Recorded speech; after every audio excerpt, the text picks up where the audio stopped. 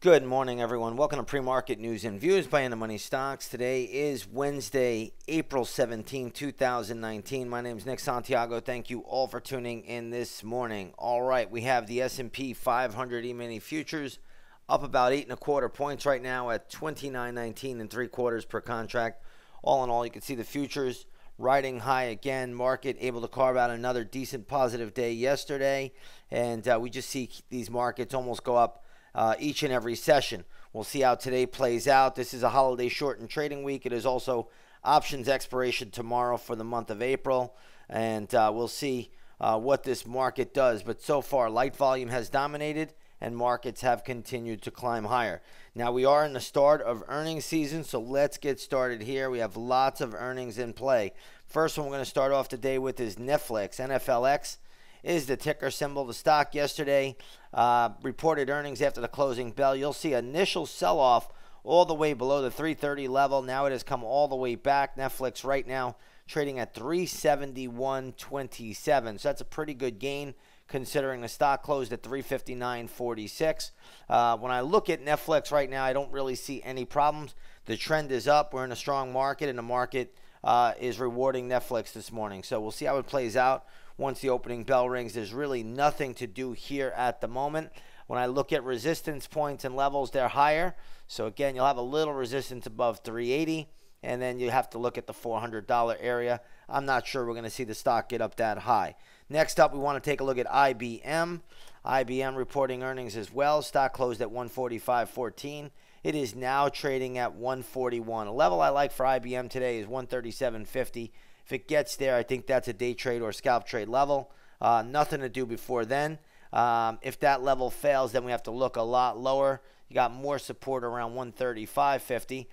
So we'll see how it plays out there if we get down to those levels. But again, IBM will be in play today. Next up, we want to take a look at a railroad stock, CSX. Stock is trading at 79.44, closed at 75.89. Good little pop for CSX. Trend is up. Stock is up today. I don't really see any problems here. I don't have a great resistance level for us, but nonetheless, if you own it, trail the stop loss. If you don't own it, leave it alone at this moment. Let's take a look at Kansas City Southern, KSU, as a ticker symbol there. I think they came out with guidance and also some numbers. Stock right now is trading at 122, closed at 117.99, so good little pop there. This is one name I think that is already overbought and a little extended. So again, be cautious with KSU. If you own it, I would trail the stop loss immediately. That's the best way to play it. But this one is a little bit overbought. Let's stick with the transportation sector here. Let's go to UAL, which is United Continental. Stock right now is trading at 87.91. Closed, I believe, yesterday at 85.17. So good little uptick there. Nothing amazing. There's a lot of resistance here in the $88 area. So be a little bit careful. More resistance up around 90. I'm not sure we'll see it get that high. Either way, nice little pop initially for United Continental. Again, if you own this one, I would trail the stop loss immediately. Next up, I want to take a look at Qualcomm. Qualcomm came out with news yesterday before the closing bell. Looks like they settled litigation with Apple. Stock really took off. You can see it breaking out here. Now it's up all the way at $79 a share. Closed at $70.45 yesterday. I think Qualcomm now is overbought on every metric. So can it go higher in due time? Maybe, perhaps. But right now it is way overbought. If you own this one, I would trail the stop loss immediately. I will be looking for levels to potentially fade this. So again, now this is getting a little bit overdone, but that's how markets are. They're extreme. They're extreme in one direction, then they go extreme in another direction. Great move for Qualcomm nonetheless, but I do think it's now getting a little bit overbought. So if you own it, trail the stop loss immediately. Let's go over to Morgan Stanley. They came out with earnings today. Stock is trading at 47.91, closed at 47.02.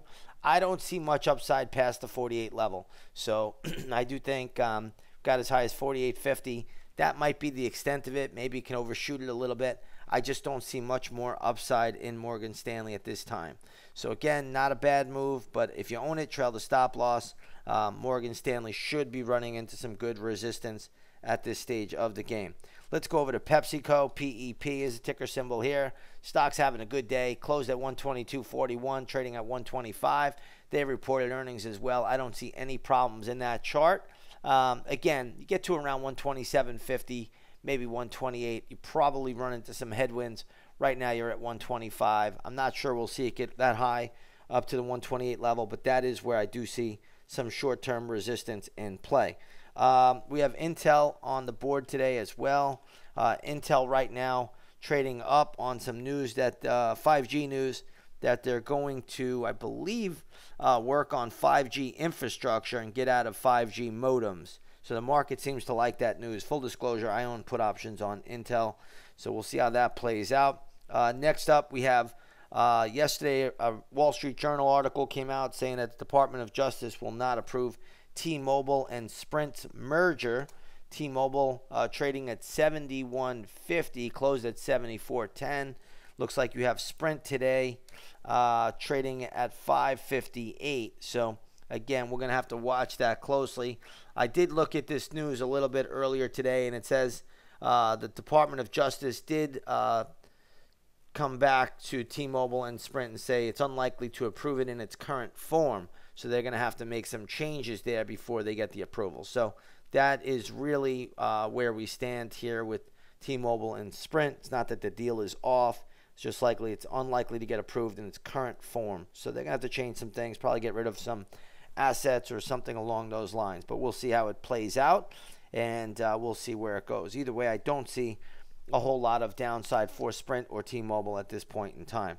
All right, I think I covered all the earnings I want to get through. Let's go shift gears here a little bit. Let's go over to the gold market.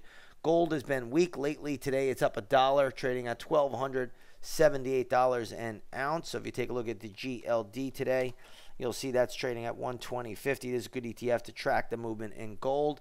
Next up, we have crude oil. Crude oil today trading higher by 33 cents. To $64.37 a barrel. So crude on the move again. Crude's been very, very strong as of late, holding up very, very well right now. So again, no problems there. Here's the USO, another ETF to track the movement in crude. You'll see that's trading at $13.40. So there you have it. Once again, if you have not done so, come on over, take that 7-day free trial to the intraday stock chat room. Lots of trades yesterday, lots the day before. So get ready. Earnings season is upon us. Lots of action out here. And again, if you haven't done so, come on over, take that 7-day free trial to the intraday stock chat room. We're having a sensational 2019 trade. You can trade right alongside of us. With that being said, everybody have a great trading session, and we'll see you a little bit later on the charts.